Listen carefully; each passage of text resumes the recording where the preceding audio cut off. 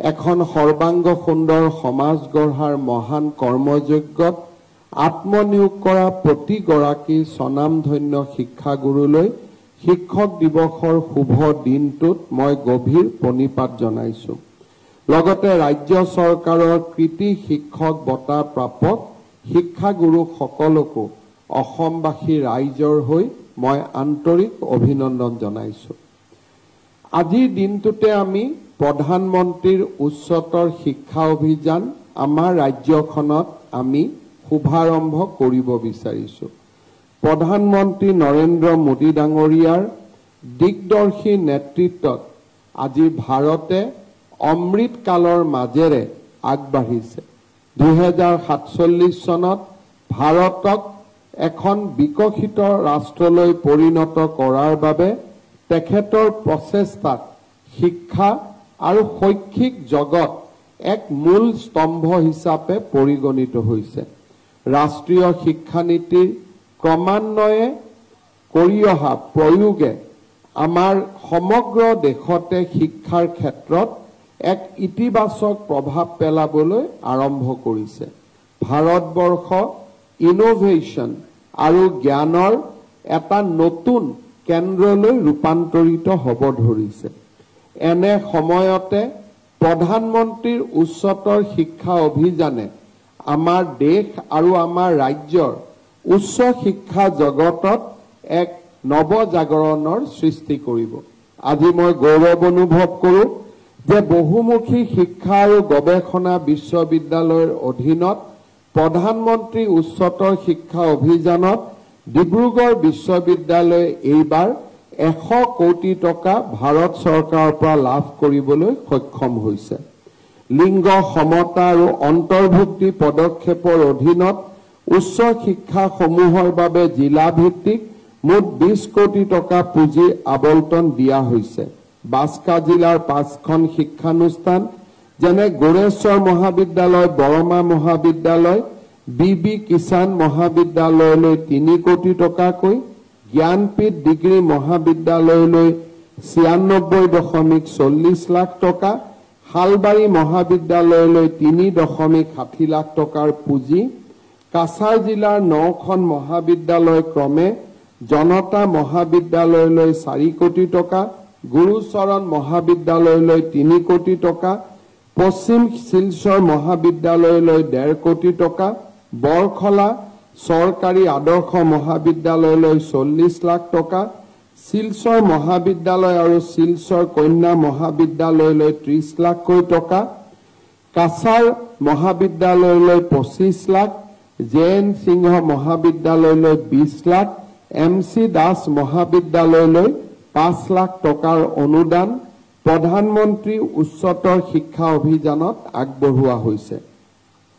মহাবিদ্যালয়ৰ সৰলীকৰণ অনুদানৰ সহায়ত ৰাজ্যৰ 14খন প্ৰাদেশিকৃত মহাবিদ্যালয়ত প্ৰায় 70 কোটি টকাৰ পুঁজি আবণ্টন দিয়া হৈছে।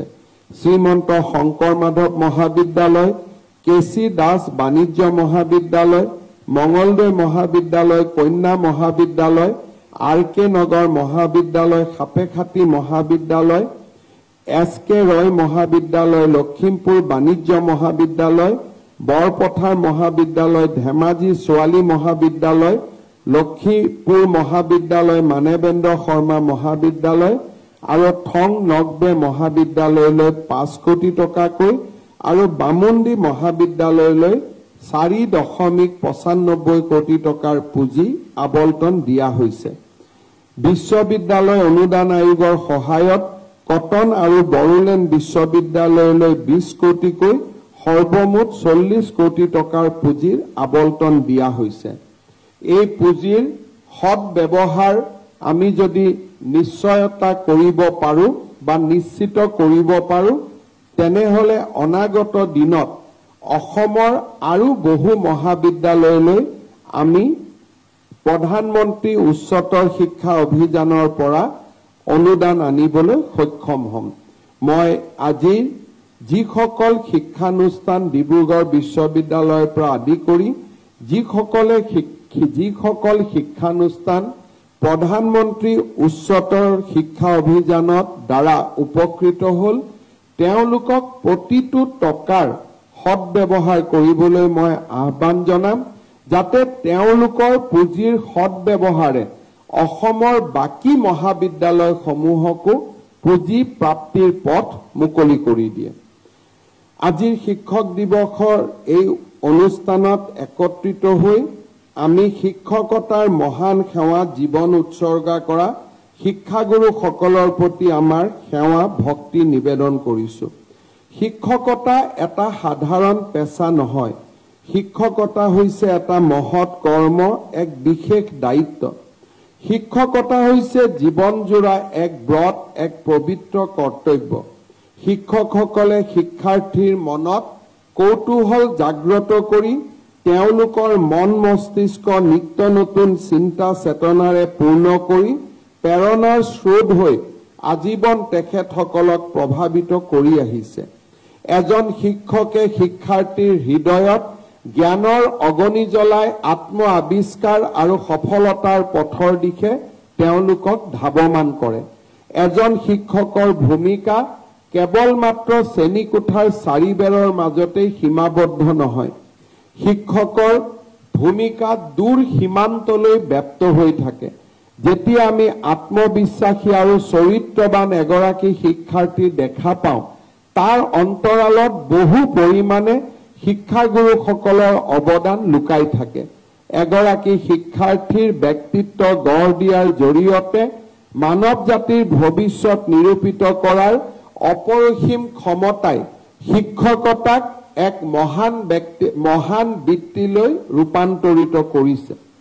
যিগৰাকী মহান ব্যক্তিৰ সোঁৱৰণত শিক্ষক দিৱস আমি উদযাপন কৰোঁ, সেইগৰাকী শিক্ষক দাৰ্শনিক ডক্টৰ ৰাধাকৃষ্ণনে শিক্ষকতাকে জীৱনৰ এক ব্ৰত হিচাপে গ্ৰহণ কৰিছিল। ৰাধাকৃষ্ণনে যিসমূহ বক্তৃতা প্ৰদান কৰিছিল, সেই বক্তৃতাসমূহে কেৱল ছাত্ৰ সমাজকে নহয়, শিক্ষক, বৌদ্ধিক সমাজ আৰু ৰাজনীতিবিদ বৈজ্ঞানিকসকলৰো দৃষ্টি আকৰ্ষণ কৰিছিল। মানুহৰ জীৱনত দৰ্শনৰ প্ৰয়োজনীয়তা কিমান, সেই কথা ডক্টৰ সৰ্বপল্লী ৰাধাকৃষ্ণনে গভীৰভাৱে উপলব্ধি কৰিছিল। The international journal of ethics, the Asiatic review আদি পত্ৰিকাত প্ৰকাশ পোৱা তেওঁৰ দৰ্শন সম্পৰ্কীয় প্ৰবন্ধসমূহে বিশ্ববাসীৰ দৃষ্টি আকৰ্ষণ কৰিছিল। 1937 চনত তেওঁ ব্ৰিটিছ একাডেমীত বুদ্ধদেৱ সম্পৰ্কত বক্তৃতা প্ৰদান কৰিছিল, যি মাষ্টাৰ মাইণ্ড বক্তৃতাৰূপে সমাদৃত হৈছিল। দৰ্শনৰ তত্ত্ববোৰ সৰলভাৱে উত্থাপন কৰিব পৰাটো তেওঁৰ এক বিশেষ কৃতিত্ব আছিল।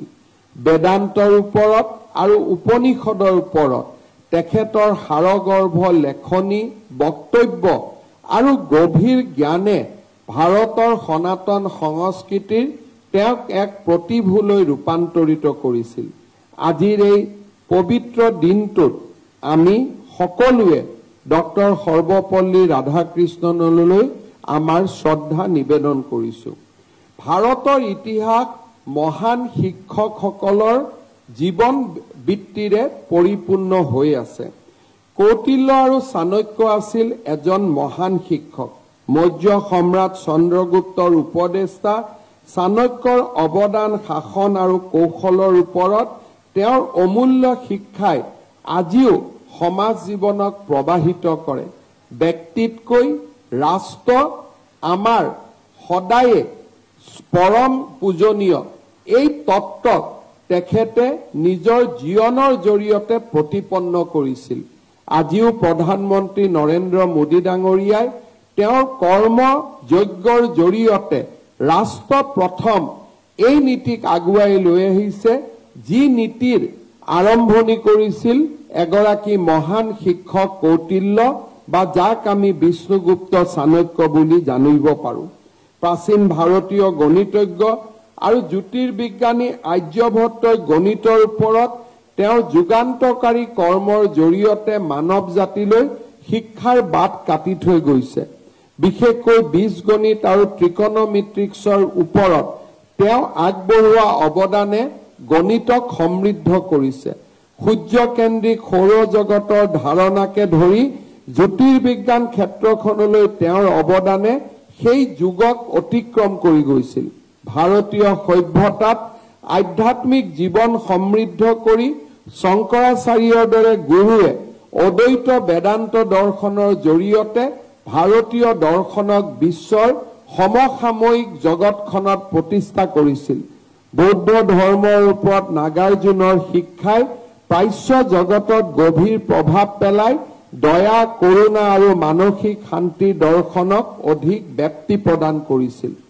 আমাৰ ৰাজ্যৰ শৈক্ষিক জগতখনো বহু শিক্ষাগুৰুৱে তেওঁলোকৰ অসামান্য অৱদানৰ জৰিয়তে সমৃদ্ধ কৰি থৈ গৈছে।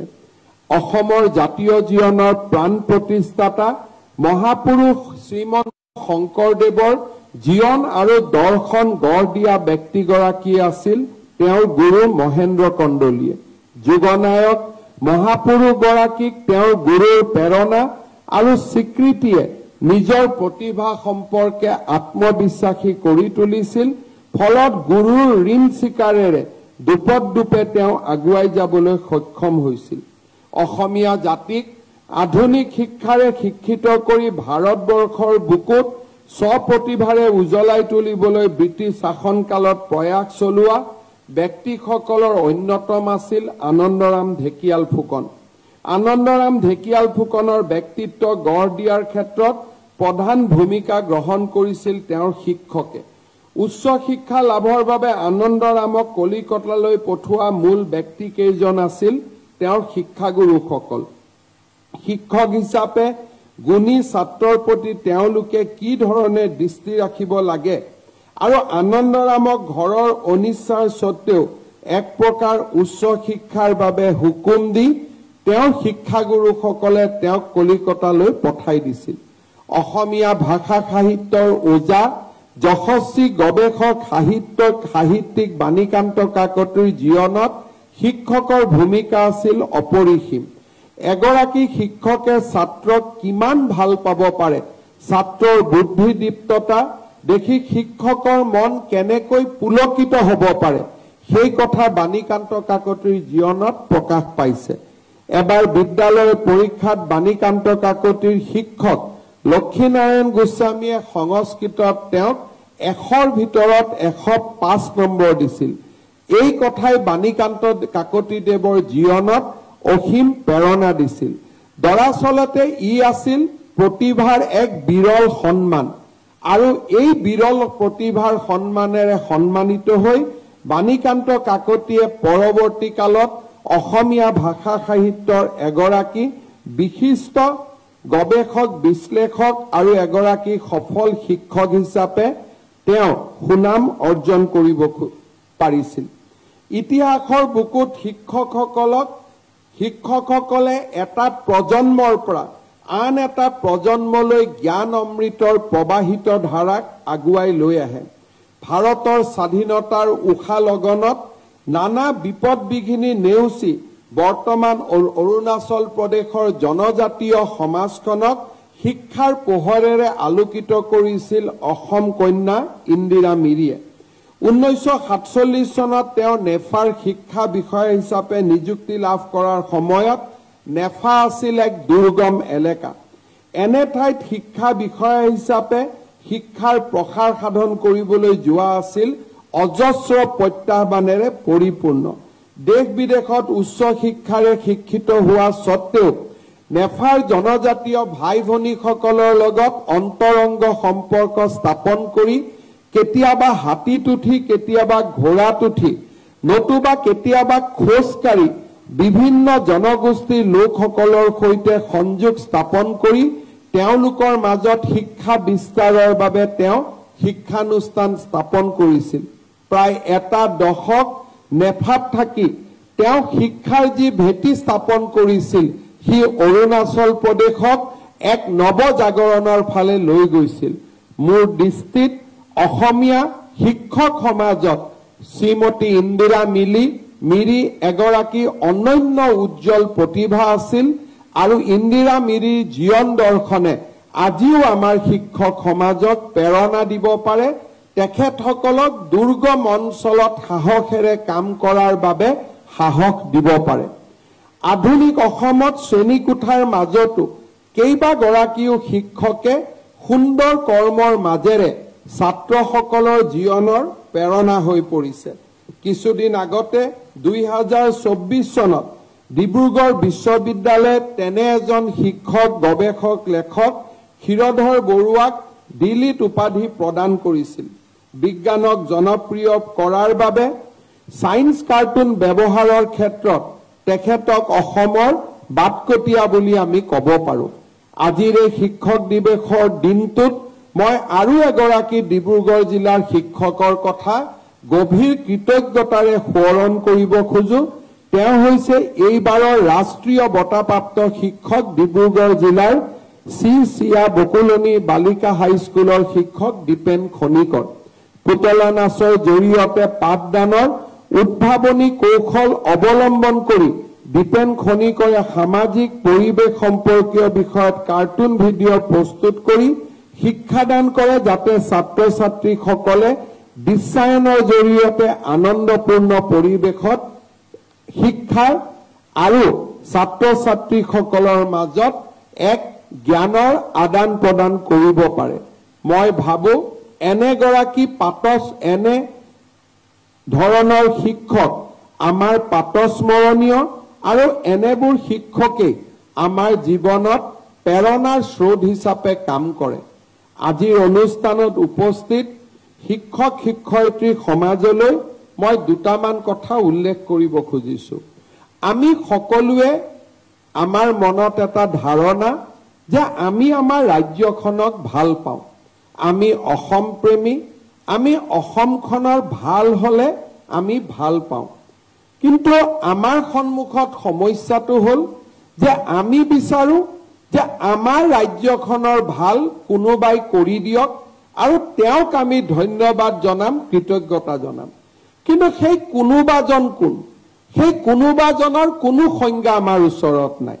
সেই কোনোবাজন যদি আমি বিচাৰি যাওঁ, সেই কোনোবাজন হ'ল আমি নিজেই। আমি যদি আমাৰ ৰাজ্যখনক ভাল পাওঁ, আমি যদি নিজক ভাবোঁ যে এই অসমৰ আমি সন্তান, তেতিয়াহ'লে আমাৰ নিজৰ জীৱনত আমি যদি সিদ্ধান্ত লওঁ যে আমাৰ ৰাজ্যখনক আমি সুজলা আৰু সুফলা কৰি তুলিম, তেতিয়াহ'লে সেইজনক আমি বিচাৰিব নালাগে, আমি নিজেই সেইজন হৈ পৰিব পাৰোঁ। অসমৰ শিক্ষক সমাজ, অসমৰ চিকিৎসক সমাজ, অসমৰ ৰাজনীতি কৰা ব্যক্তিসকল, অসমৰ ব্যুৰক্ৰেটসকল, অসমৰ কৰ্মচাৰীসকল প্ৰতিটো দিন যদি কাৰ্যালয়ত প্ৰৱেশ কৰে যে মই অসম মাতৃৰ এজন গৌৰৱান্বিত সন্তান, আৰু আজিৰ দিনটোত মই কাৰ্যালয়ত বহি মই মাত্ৰ মোৰ ৰাজ্যখনক সেৱা কৰিম, তেনে এখন ৰাজ্যক বিকাশৰ ফালে আগবাঢ়ি যোৱাত কোনেও বাধা দিব নোৱাৰে। কিন্তু আমি যেতিয়া ভাবিম ৰাতিপুৱা আমি শিক্ষানুষ্ঠানত আহিম, আমি দেৰিকৈ আহিম, সোনকালে যাম, আৰু ৰাতিপুৱা বাতৰি কাকতখন পঢ়ি আন 10জনক সমালোচনা কৰিম, আমি ৰাতিপুৱা নিজৰ কাৰ্যালয়ত হাজাৰটা ফাইল আমি বন্ধ কৰি থৈ দিম, আমি ফাইল নাচাম, আৰু ৰাতিপুৱা ঘৰত টিভি চাই আন এজনক আমি সমালোচনা কৰিম। তেনে এটা জাতি কেতিয়াও আগুৱাই যাব নোৱাৰে। আমি প্ৰত্যেকেই জানো যে মহাসাগৰে সৃষ্টি কৰা নাই, নদীবিলাক গৈ গৈ মহাসাগৰ সৃষ্টি কৰে। নদীবিলাকে নিজে সৃষ্টি হ'ব নোৱাৰে, উপনদীবিলাকে গৈ গৈ নদীৰ সৃষ্টি কৰে। উপনদীবিলাকো নিজে সৃষ্টি হ'ব নোৱাৰে, খাল ডুঙাৰ পানী আৰু বৰষুণৰ কণ কণ একোটা কণিকাই উপনদীৰ সৃষ্টি কৰে। অৰ্থাৎ আমি যদি এখন মহাসাগৰ হিচাপে অসমক তুলনা কৰোঁ, এই মহাসাগৰখন সৃষ্টিৰ আৰম্ভণি হ'ল আমাৰ জীৱনৰ নিজৰ ক্ষুদ্ৰ ক্ষুদ্ৰ অৱদানসমূহ। আমাৰ জীৱনৰ যেতিয়া নিজৰ ক্ষুদ্ৰ ক্ষুদ্ৰ অৱদানসমূহ আমি আগবঢ়াই যাব পাৰোঁ, তেতিয়াহ'লে অসমখন নিশ্চিতভাৱে মহাসাগৰত পৰিগণিত হ'ব। আজি আমাৰ সমাজৰ যিটো ধাৰণা যে মই বৰঙণি আগ নবঢ়াওঁ, মই মোৰ পৰিয়ালক লৈ ব্যস্ত থাকিম, মই মোৰ জীৱনত প্ৰতিটো কাম কৰিম যি কামে মোৰ দেশক সমৃদ্ধ নকৰে, কিন্তু মই আনৰ পৰা আশা কৰিম যে মোৰ দেশখন সমৃদ্ধ হওক, তেনে এক ব্যৱস্থাৰে আমাৰ জাতীয় জীৱন কেতিয়াও আগবাঢ়ি যাব নোৱাৰে। যদি কৌটিল্য আৰু চাণক্যই নিজে ৰজা হোৱাৰ কল্পনা কৰিলেহেঁতেন, চন্দ্ৰগুপ্ত মৌৰ্যৰ কেতিয়াও সৃষ্টি হ'ব নোৱাৰিলেহেঁতেন। অৰ্থাৎ আমি যেতিয়া আশা কৰোঁ যে মোৰ জীৱনত মোৰ দায়িত্ব পোৱা কামখিনি মই নিষ্ঠাৰে আৰু সততাৰে সৈতে পালন কৰিম, সেই সৰু সৰু কৰ্মযজ্ঞই একোখন মহাসাগৰ সৃষ্টি কৰিব পাৰে। আমাৰ শিক্ষানুষ্ঠানলৈ পঢ়িবলৈ অহা ছাত্ৰ ছাত্ৰীসকলৰ মনত আমি যেতিয়াই সদাচাৰ, সৎগুণ আৰু সৎ পথৰ আমি বীজ ৰোপণ কৰিম, সমাজ নিজে নিজে সুন্দৰ হ'ব, সমাজ নিজে নিজে মহীয়ান হ'ব। আমাৰ ছাত্ৰ ছাত্ৰীসকলৰ প্ৰতি আমাৰ দায়িত্ব আমি যেতিয়াই নিষ্ঠাৰে সৈতে পালন কৰিম, তেতিয়াই আমাৰ সমাজখন সৰ্বাংগ আৰু সুন্দৰ হ'ব। ৰাজ্যৰ শিক্ষামন্ত্ৰীৰ বহুদিন দায়িত্ব পালন কৰাৰ মোৰ সৌভাগ্য হৈছিল। মই এই সময়ছোৱাত দুই ধৰণৰ শিক্ষক জীৱনত লগ পাইছিলোঁ। এচাম শিক্ষক যোনে শিক্ষকক তেওঁলোকৰ জীৱিকা নিৰ্বাহনৰ এক ব্যৱস্থা হিচাপে গ্ৰহণ কৰিছে, যে শিক্ষকতা মোৰ বাবে এটা চাকৰি, আন 10 জনে যেতিয়া যেনেকৈ চাকৰি কৰে তেনেকৈ মই চাকৰি কৰিম। আন এচাম শিক্ষক সমাজক লগ পোৱাৰ মোৰ সৌভাগ্য হৈছিল, যোনে শিক্ষকতাক চাকৰিৰ পৰা ওপৰলৈ লৈ গৈ তেওঁলোকে শিক্ষকতাক নিজৰ জীৱনৰ ব্ৰড হিচাপে গ্ৰহণ কৰিছিল। এটা সময়লৈকেও তেওঁলোকে অনুভৱ নকৰিছিল যে আমি চৰকাৰৰ অধীনত চাকৰি কৰোঁ। তেওঁলোকে প্ৰতিটো দিনেই তেওঁলোকে মনত এটা ধাৰণাৰ সৃষ্টি কৰিছিল যে আমি এটা মানৱ সভ্যতা আমাৰ ছাত্ৰ ছাত্ৰীসকলক জ্ঞানৰ আলোকেৰে আলোকিত কৰি আমি সমাজলৈ বৰঙণি আগবঢ়াম। এই দুইটা শিক্ষকৰ মাজত ৰিকনচিলিয়েশ্যন বহুত সময়ত সম্ভৱ নহয়। আৰু যিসকল প্ৰকৃত শিক্ষক তেওঁলোকে শিক্ষকতাক ঢাল আৰু তৰোৱাল হিচাপে ব্যৱহাৰ নকৰে, কিন্তু যিসকলে শিক্ষকতা নকৰে চাকৰি কৰে তেওঁলোকে শিক্ষকতাক ঢাল আৰু তৰোৱাল হিচাপে ব্যৱহাৰ কৰে। মই ভাবো যে ঢাল আৰু তৰোৱাল হিচাপে ব্যৱহাৰ কৰা শিক্ষকতাই আমাৰ সমাজ জীৱনত আগবঢ়াই লৈ যাব নোৱাৰে। আমি সেইসকল শিক্ষকৰ পৰা শিকিব লাগে যিসকল শিক্ষকে শিক্ষকতাক এক পবিত্ৰ ব্ৰড হিচাপে জীৱনত গ্ৰহণ কৰিছে, এক সমাজক জ্ঞানৰ আলোকেৰে আলোকিত কৰাৰ ব্ৰড হিচাপে গ্ৰহণ কৰিছে।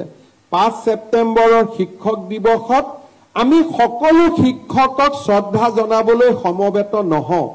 আমি সেইসকল শিক্ষকক শ্ৰদ্ধা জনাবলৈ সমবেত হওঁ যিসকলে শিক্ষকতাক এক স্বৰ্গীয় অনুভূতিলৈ লৈ গৈছে, যিসকলে শিক্ষকতাক এক সামাজিক দায়বদ্ধতাৰ প্ৰতীক হিচাপে গ্ৰহণ কৰিছে, যিসকলে শিক্ষকতাক এক মহান ব্ৰতলৈ ৰূপান্তৰ কৰিছে, যিসকলে শিক্ষকতাক ভাৰতীয় সভ্যতাৰ প্ৰবাহমান গতিটোক ফল্গু ধাৰাৰে আগুৱাই লৈ যোৱাৰ জীৱনৰ কৰ্তব্য হিচাপে গ্ৰহণ কৰিছে।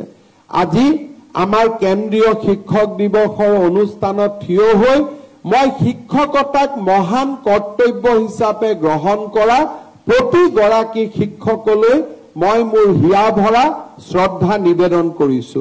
যিসকলে শিক্ষকতাক ঢাল আৰু তৰোৱাল হিচাপে ব্যৱহাৰ কৰে তেওঁলোকক মই অনুৰোধ কৰিম যে ছাত্ৰ সমাজ আজি শিক্ষাৰ বাবে আগ্ৰহী। আমাৰ চৰকাৰী শিক্ষানুষ্ঠানসমূহত সেইসমূহ ছাত্ৰ আহে যিসমূহে ব্যক্তিগত শিক্ষানুষ্ঠানলৈ যাব নোৱাৰে। এটা সময় আছিল যেতিয়া সকলো আমাৰ স্কুলত আহিছিল, সেই সময়ত আমাৰ দায়িত্ব দেউতাক মাকেও ঘৰত পালন কৰিছিল।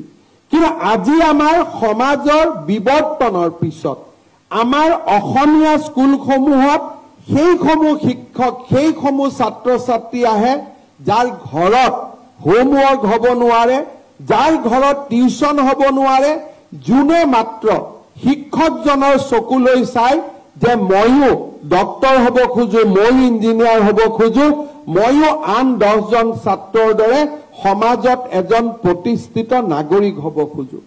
আজিৰ পৰা 20 বছৰ আগতে শিক্ষকৰ, চৰকাৰী বিদ্যালয়ৰ শিক্ষকৰ যি দায়িত্ব আছিল, তাৰ সেই দায়িত্ব আজি কোনো গুণে কমা নাই, বৰঞ্চ দায়িত্ব বাঢ়ি গৈছে। কাৰণ আমাৰ সন্মুখত বহি থকা প্ৰত্যেকগৰাকী ছাত্ৰ ছাত্ৰী হ'ল এখন দৰিদ্ৰ পৰিয়ালৰ পৰা অহা, এজন নিষ্পেষিত পৰিয়ালৰ পৰা অহা, আৰু সেই দৰিদ্ৰ পৰিয়ালটোৱে আৰু সেই দৰিদ্ৰ সন্তানটোৱে শিক্ষকজনৰ চকুলৈ চাইছে, মুখলৈ চাইছে, আৰু তেওঁলোকে বিচাৰিছে যে এই ব্যক্তিজনেই মোক এজন বহল সমাজৰ বুকুত প্ৰতিষ্ঠা হ'ব পৰা পূৰ্ণ মানুহলৈ ৰূপান্তৰ কৰিব। কেতিয়াবা আমি ভাবো ইংৰাজী স্কুল হ'ল, শংকৰদেৱ বিদ্যালয় হ'ল, জাতীয় বিদ্যালয় হ'ল, এতিয়া আমাৰ দায়িত্ব কমি গ'ল। মই তাক বিশ্বাস নকৰোঁ। মই ভাবো যে যিসকলৰ পিতৃ মাতৃয়েও দায়িত্ব ল'ব পাৰে তেওঁলোক আন বিদ্যালয়লৈ গ'ল, কিন্তু যিসকলৰ দায়িত্ব কোনেও ল'ব নোৱাৰে সেইসকল আমাৰ বিদ্যালয়ত আছে। সংখ্যাতকৈ কোৱালিটি ইজ মোৰ ইম্পৰ্টেণ্ট। আজি সংখ্যা আমাৰ বিদ্যালয়ত কিমান আছে সি বহু পৰিমাণে মানদণ্ড নিৰূপণ নকৰে। এটা কথা আমি নিশ্চিত যে আমাৰ প্ৰত্যেকগৰাকী আমাৰ ছাত্ৰ ছাত্ৰী, কালি যদি আমি মধ্যাহ্ন আহাৰ নিদিওঁ 50% ছাত্ৰ ছাত্ৰী স্কুললৈ নাহিব। কালি যদি আমি ইউনিফৰ্ম নিদিওঁ তেতিয়াহ'লে 10 জন ছাত্ৰ ছাত্ৰীয়ে পিন্ধিবলৈ একেটা কাপোৰকে পিন্ধি আহিব, যি কাপোৰ সময়ত উৱলি যাব। আৰু আমি যদি তেওঁলোকক বিনামূলীয়া পাঠ্যপুথি নিদিওঁ, তেওঁলোকে পঢ়িবৰ কাৰণে কিতাপ এখন কিনিবলৈও বছৰৰ শিক্ষাবৰ্ষ শেষ হৈ যাব, কিতাপ কেইখন কিনিব নোৱাৰিব। আজি তেনেধৰণৰ ছাত্ৰ ছাত্ৰীৰ দায়িত্ব অসমৰ শিক্ষক সমাজৰ ওপৰত ন্যস্ত হৈছে। আগত আছিলে যে পিতৃ মাতৃয়েও ঘৰত পঢ়ায়, পিতৃ মাতৃয়ে জলপান খুৱাই স্কুললৈ পঠায়, পিতৃ মাতৃয়ে কাপোৰ সাজু কিনি দিব পাৰে। আজি আমাৰ বিদ্যালয়ত তেনেকুৱা বিলাসিকতা নাই। চৰকাৰে যদি সহায় নকৰে এই বিদ্যালয়সমূহৰ পৰা ষ্টুডেণ্ট নোহোৱা হৈ যাব। আজি আমি দেখা পাওঁ ডিব্ৰুগড়, তিনিচুকীয়াৰ দৰে জিলাত ক্লাছ 8ৰ পৰা স্কুলত ছাত্ৰ ছাত্ৰী নোহোৱা হ'ব আৰম্ভ কৰে। আজি আমাৰ প্ৰথম প্ৰাথমিক বিদ্যালয়ত যিমান ষ্টুডেণ্ট ডিব্ৰুগড়, তিনিচুকীয়া জিলাত এডমিশ্যন লয় তাতকৈ আধা ছেকেণ্ডাৰী স্কুলত ড্ৰপ আউট হয়। বহুতৰ মনত এটা ধাৰণা আছে যে ডিব্ৰুগড় আৰু তিনিচুকীয়া জিলাতে আটাইতকৈ শিক্ষাৰ পোহৰ পৰে। মানুহৰ মনত ধাৰণা আছে যে আটাইতকৈ সমৃদ্ধ জিলা ডিব্ৰুগড় আৰু তিনিচুকীয়া জিলা। কিন্তু যেতিয়া আমি পৰিসংখ্যা চাওঁ সেই সত্যৰ আন এটা স্বৰূপ আমি দেখা পাওঁ। যোৱা কেইদিনমান আগতে আমাৰ ডিচি কনফাৰেন্সত আমি দেখা পাইছিলোঁ যে ছেকেণ্ডাৰী, প্ৰাথমিক বিদ্যালয়ৰ পৰা ছেকেণ্ডাৰী স্কুললৈ যোৱাৰ পিছত আটাইতকৈ অসমৰ ভিতৰতে ড্ৰপ আউট বেছি তিনিচুকীয়া আৰু ডিব্ৰুগড় জিলাত। তাৰ কাৰণ কি? কাৰণ সমাজ দুখন সমাজত বিভক্ত। এখন সমাজ যদি আধ্যবন্ত, জ্ঞানবন্ত, বিদ্যাৰে পৰিপূৰ্ণ, আন এখন সমাজ আছে যি চাহ বাগিচাত কাম কৰে, যি ইয়াৰ লগত জড়িত, উৎপাদনৰ লগত জড়িত বিভিন্ন কামত শ্ৰমিক হিচাপে কাম কৰে। এইসকলৰ সন্তানে 8ম মান শ্ৰেণী, 9ম মান শ্ৰেণীৰ পৰাই তেওঁলোকে লাহে লাহে বিদ্যালয়ৰ পৰা আঁতৰি যাবলৈ আৰম্ভ কৰে। কোনোবা অৰুণাচল প্ৰদেশলৈ যায়, কোনোবা ভাৰতৰ আন প্ৰদেশসমূহলৈ যায়। আজি তিনিচুকীয়া আৰু ডিব্ৰুগড় জিলাত মাইগ্ৰেশ্যন আটাইতকৈ অসমৰ ভিতৰতে বেছি বুলি ক'লে ভুল কৰা নহ'ব।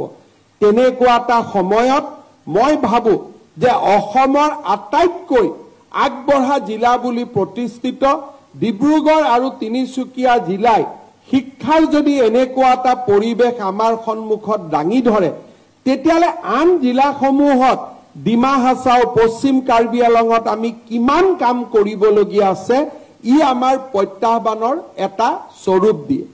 স্কুলত যদি ক্লাছ 7ত প্ৰাথমিক বিদ্যালয় পৰ্যায়ত আমি যদি সন্তানটোৰ মনত এটা যদি জ্ঞান পিপাসু মনৰ সৃষ্টি কৰিব পাৰো তাক আমি ড্ৰপ আউটৰ পৰা আমি ৰোধ কৰিব পাৰো মই শিক্ষা বিভাগক ইতিমধ্যে অনুৰোধ কৰিছো যে আমাৰ সেকেন্ডাৰী স্কুলত ড্ৰপ আউট ৰোধ কৰিবৰ বাবে আমি কেনেকুৱা ধৰণৰ ব্যৱস্থা অনাগত দিনত গ্ৰহণ কৰিব লাগে তাৰ বিষয়ে কৰ্মসূচী এখন প্ৰস্তুত কৰা কাৰণ যিখন ৰাজ্যত লৰা ছোৱালীয়ে উচ্চ মাধ্যমিক পৰ্যায়ত ড্ৰপ আউট হয় সেইখন ৰাজ্য কেতিয়াও বিকশিত ৰাজ্যলৈ পৰিণত হ'ব নোৱাৰে মই বিশ্বাস কৰো যে আমাৰ শিক্ষক সমাজ আৰু প্ৰশাসকসকল সকলোৱে মিলি এনেকুৱা এটা পৰিৱেশ সৃষ্টি কৰিব যে যিমান সন্তান জন্ম হয় সিমান সন্তানে প্ৰাথমিক বিদ্যালয়ত পঢ়িব সিমান সন্তানে মেট্ৰিক পৰীক্ষা দিব সিমান সন্তানে উচ্চতৰ মাধ্যমিক পৰীক্ষা দিব আৰু ইয়াত যেতিয়া আমি ড্ৰপ আউট ৰোধ কৰিব পাৰিম তেতিয়াহে আমি অসমৰ শিক্ষা জগতখনক আৰু অসমৰ সমাজখনক আগুৱাই লৈ যাব পাৰিম মই আৰু এটা নিশ্চিতভাৱে বিশ্বাস কৰো যে আমাৰ পাঠ্যপুথি জ্ঞানৰ লগতে উচ্চ মাধ্যমিক পৰ্যায়ৰ পৰাই স্কিলৰ লগত আমাৰ সম্পৰ্ক আৰম্ভ হ'ব লাগে স্কিল বুলি ক'লে হাতুৰি নুবুজায় স্কিল বুলি ক'লে আমাৰ অকল মাত্ৰ গজাল নুবুজায় স্কিল বুলি ক'লে অকল মাত্ৰ ফাৰ্নিচাৰ নুবুজায় স্কিল বুলি কোৱাৰ লগে লগে আমাৰ বহুত বিলাক স্কিল আছে যাক আমি স্কুলত একোটা কাৰখানা নিৰ্মাণ নকৰাকৈ সেই স্কিলৰ আমি জ্ঞান দিব পাৰো মই বিশ্বাস কৰো যে আজি আমাৰ অসমতে কিমান বিলাক স্কিল আমাক প্ৰয়োজন তাৰ যদি এখন আমি সূচী উলিয়াও তেতিয়ালে আমি দেখা পাওঁ যে স্কুলৰ পিছত 1 ঘণ্টা সময় বা স্কুলৰ কেৰিকুলামৰ লগত 1 ঘণ্টা সময় যদি আমি স্কিলৰ ওপৰত কথা পাতো লৰা ছোৱালীৰ মাজত আত্মবিশ্বাস আৰু প্ৰত্যয়েৰে ভৰি পৰিব আমাৰ বিদ্যালয়ৰ শিক্ষক শিক্ষয়িত্ৰীসকলক আমাৰ পাঠ্যপুথিত আমাৰ স্কিলত উদ্যমিতাক এক অংশ হিচাপে গ্ৰহণ কৰাৰ আজি সময় সমাগত কাৰণ উদ্যমিতা অবিহনে আমি এজন ছাত্ৰ ছাত্ৰীক নিৰ্মাণ কৰিব নোৱাৰো যি ছাত্ৰ ছাত্ৰীয়ে অতি সোনকালে তেওঁলোকৰ পৰিয়ালটোক যিকোনো ধৰণে সমৰ্থন কৰিবৰ বাবে সমাজৰ বহল বুকুত কাম কৰিবলৈ যাব লাগিব আজি মই এটা সৰু উদাহৰণ দিছো ডিব্ৰুগড় বিশ্ববিদ্যালয়ত উচ্চতৰ শিক্ষা অভিযানে 100 কোটি টকা দিছে আমি 100 কোটি দিম 200 কোটি টকা ইয়াত কাম কৰিবৰ কাৰণে যিমানজন মিস্ত্ৰী আহিব আপোনালোকে ধৰি লওক এজনো মিস্ত্ৰীৰ ওপৰত কতো ট্ৰেইনিং লোৱা নাই এজনো মিস্ত্ৰীৰ কাম নাজানে দেখা কৰি তেওঁলোকে মিস্ত্ৰীৰ কাম কৰিব এখন টাইলছৰ ওপৰত এখন টাইলছ জাপি দিব এখন মাৰ্বলৰ ওপৰত আন এখন মাৰ্বল জাপি দিব আৰু 5 বছৰ পিছত যিমানে ধুনীয়া বিল্ডিং নপতাও কিয় ওপৰৰ পৰা বৰষুণ পৰিবই তাৰ কাৰণ কি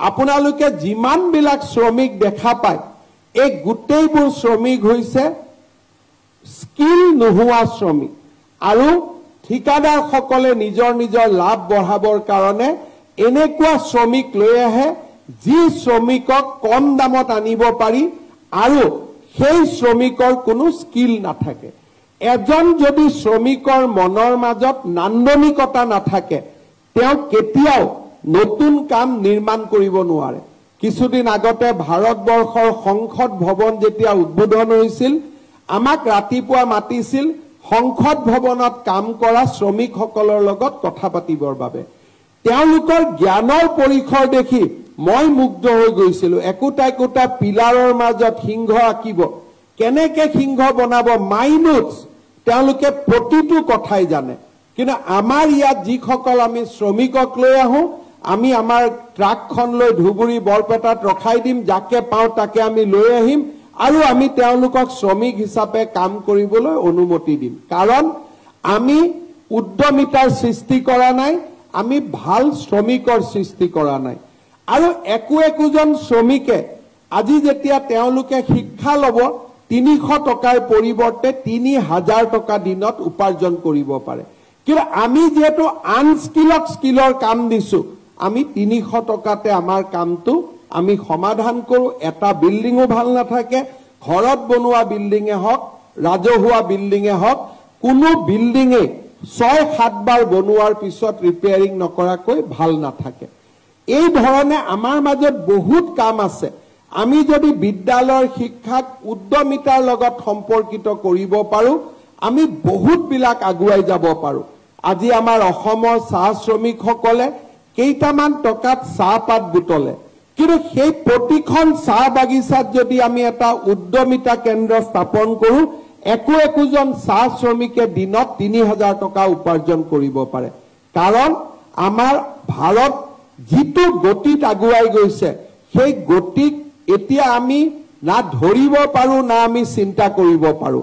আমাৰ মনৰ গতিতকৈও ভাৰতবৰ্ষখন আগুৱাই গৈ আছে। কেইদিনমান আগতে আমি জাগিৰ ৰোডত ছেমি কণ্ডাক্টৰ ইণ্ডাষ্ট্ৰীৰ কাম আৰম্ভ কৰিছিলোঁ। ছেমি কণ্ডাক্টৰ ইণ্ডাষ্ট্ৰীৰ কথা মাৰ নযাওঁতে যোৱাকালি তাতে মেনুফেকচাৰিং ইউনিটৰ কথা আৰম্ভ হৈ গ'ল। যোৱা কেইদিনমান আগতে আমি বগীবিলৰ কল্পনা কৰিছিলোঁ, ধলাশদিয়া চাব গৈছিলোঁ। ধলাশদিয়া বগীবিলৰ উত্তেজনা মাৰ নাযাওঁতে এতিয়া আমাৰ বোকাখাতৰ পৰা নুমলীগড়লৈ টানেলৰ কথা আহি গ'ল। অৰ্থাৎ আমাৰ জীৱনৰ যিটো গতি, তাতকৈ সমাজ আৰু বেছি তীব্ৰ গতিত আগবাঢ়িছে। সেইবাবে মই ভাবোঁ যে উদ্যমিতা আৰু মূল পাঠ্যক্ৰমৰ মাজত সমন্বয়, ই আমাৰ ভৱিষ্যতৰ কাৰণে এচাম সুন্দৰ ছাত্ৰ ছাত্ৰীক জন্ম দিব পাৰে। ডিব্ৰুগড় বিশ্ববিদ্যালয়ৰ দৰে মঞ্চত ইণ্ডাষ্ট্ৰী 4.0 এই ধৰণৰ শিক্ষাৰ লগত আমাৰ ছাত্ৰ ছাত্ৰীসকলক জড়িত কৰাৰ সময় আজি সমাগত। আমাৰ ছাত্ৰ ছাত্ৰী আৰ্টছ পঢ়ক, ছায়েন্স পঢ়ক, যদি আজি বহল সমাজৰ লগত আমি আগুৱাই যাব লাগে, আমি আৰ্টিফিচিয়েল ইণ্টেলিজেন্সৰ দৰে আমি ইণ্ডাষ্ট্ৰী 4.0 লগত বা যি ফিউচাৰ ইণ্ডাষ্ট্ৰীৰ লগত আমি নিজক জড়িত কৰিব লাগিব। ৰাষ্ট্ৰীয় শিক্ষা নীতিয়ে সেইবাবে এজন দৰ্শনৰ ছাত্ৰকো অংক শিকাৰ অনুমতি প্ৰদান কৰিছে, এজন বুৰঞ্জীৰ ছাত্ৰকো কেমেষ্ট্ৰি শিকাৰ অনুমতি প্ৰদান কৰিছে। মই ভাবোঁ যে আমাৰ স্কিলৰ যি বিৱৰ্তন আছে, সেই স্কিলৰ বিৱৰ্তনৰ মাজত থাকি অত্যাধুনিক প্ৰযুক্তি সম্পন্ন স্কিল মানে অকল শ্ৰমিক হোৱাই নহয়, স্কিল মানে আটাইতকৈ ডাঙৰ উদ্যোগটোত ছেমি কণ্ডাক্টৰ প্ৰস্তুত কৰা ব্যক্তিজনো এটা স্কিলেই। গতিকে মই ভাবোঁ যে ফিউচাৰ ইণ্ডাষ্ট্ৰীৰ স্কিলৰ ক্ষেত্ৰতো আমাৰ বিশ্ববিদ্যালয়সমূহে কাম কৰিব লাগে, যাতে উদ্যমিতা আৰু এটা মূল শিক্ষাৰ মাজত সমন্বয় স্থাপন হ'ব পাৰে। উদ্যমিতা আৰু মূল শিক্ষাৰ সমন্বয়েহে আমাৰ শিক্ষা জগতখনক ধুনীয়া কৰিব। ডিব্ৰুগড় বিশ্ববিদ্যালয় আৰু অসমৰ বিশ্ববিদ্যালয়সমূহক আমি ৰাষ্ট্ৰীয় শিক্ষানীতিৰ লগত সমাহিত কৰিবলৈ প্ৰচেষ্টা আৰম্ভ কৰিছোঁ। এইবাৰ অলপ আগতে উপাচাৰ্য মহোদয়ে কোৱাৰ দৰে গুৱাহাটী বিশ্ববিদ্যালয়ত ইণ্টিগ্ৰেটেড পোষ্ট গ্ৰেজুৱেট কোৰ্চ আৰম্ভ হৈছে। ডিব্ৰুগড় বিশ্ববিদ্যালয়, কটন বিশ্ববিদ্যালয় আদিতো ইণ্টিগ্ৰেটেড পোষ্ট গ্ৰেজুৱেশ্যন কোৰ্চ আৰম্ভ হোৱাৰ লগে লগে আমি গ্ৰেজুৱেশ্যনৰ পৰাই এছাম ছাত্ৰ ছাত্ৰীক নিৰ্মাণ কৰাৰ বাবে সুবিধা পাম।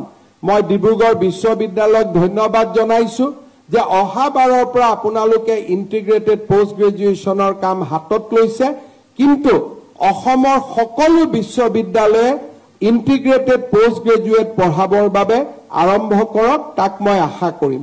আজি শিক্ষক দিৱসৰ দিনা আমি এয়াও সংকল্প লৈছোঁ যে ৰাষ্ট্ৰীয় শিক্ষানীতিৰ অধীনত 2030 চনৰ আগতে পৰ্যায়ক্ৰমে আমি মহাবিদ্যালয়সমূহক বিশ্ববিদ্যালয়লৈকে আমি উন্নত কৰিম। ইয়াৰ ফলত 2030 চনলৈকে অসমত বিশ্ববিদ্যালয়ৰ সংখ্যা 100খনলৈ বৃদ্ধি পাব। এই ধৰণৰ আমি ৰাজ্যৰ শিক্ষা জগতখনক উজ্জীৱিত কৰাৰ নতুন নতুন প্ৰয়োজন, নতুন নতুন চিন্তাৰে আমি আগবাঢ়িছোঁ। মই আশা কৰোঁ ৰাষ্ট্ৰীয় শিক্ষানীতিৰ সফল প্ৰয়োগ ই আমাৰ শিক্ষা জগতখনক আৰু অধিক সুন্দৰ কৰিব। শিক্ষক দিৱসৰ আজি পবিত্ৰ ক্ষণত আমাৰ হাইস্কুল পৰ্যায়, প্ৰাথমিক বিদ্যালয় পৰ্যায়ত যিসকল শিক্ষাগুৰুৱে তেওঁলোকৰ কৃতিত্বপূৰ্ণ সেৱাৰ বাবে শিক্ষক দিৱসৰ বঁটা লাভ কৰিলে আটাইকেইগৰাকীকে মই মোৰ ধন্যবাদ আৰু অভিনন্দন জনাইছো। ৰাজ্যৰ শিক্ষকসকলৰ সমস্যা, শিক্ষক সমাজৰ ভৱিষ্যত এই সম্পৰ্কে আমি সদায় সচেতন। শিক্ষক সমাজৰ লগত আমি সদায় সেই দিশত একেলগে কাম কৰি আহিছো। ৰাজ্য চৰকাৰে প্ৰাথমিক বিদ্যালয়ত ৬,০০০ প্ৰধান শিক্ষক পোষ্ট ক্ৰিয়েট কৰাকে ধৰি কেইদিনমান আগতে সৰ্বশিক্ষা অভিযানত কাম কৰা ২৫,০০০ শিক্ষকক স্থায়ী নিযুক্তিকে ধৰি আমি এটাকৈ যুগান্তকাৰী পদক্ষেপ আমি লৈ আহিছো। অনাগত দিনবিলাকতো আমি শিক্ষক সমাজৰ সমস্যাসমূহ দূৰীকৰণৰ বাবে আমি প্ৰচেষ্টা চলাই যাম। ৫ ছেপ্টেম্বৰৰ এই পবিত্ৰ দিনটোত অসমৰ সমূহ শিক্ষক সমাজলৈ ডিব্ৰুগড়ৰ পৰাই মই অভিবাদন, অভিনন্দন আৰু নমন জনাই মই মোৰ বক্তব্যৰ সামৰণি মাৰিছো। ধন্যবাদ। জয় হিন্দ, বন্দে মাতৰম। ধন্যবাদ মহাশয়।